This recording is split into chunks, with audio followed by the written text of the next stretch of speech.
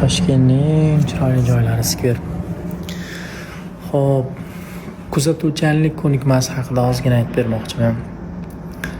Shogird ustozni oldiga kuzatuvchanlik ko'nikmasini shakllantirib bo'lgandan keyin kelish kerak deb hisoblayman. Sababi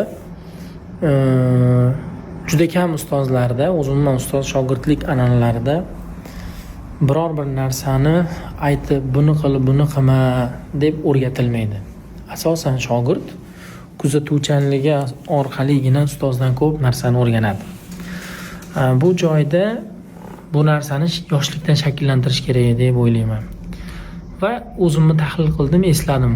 Mana shu ko'nikmani shakllantirish qachon menda bo'lgan, qachon bu narsaga bir kirishilgan deb esladim.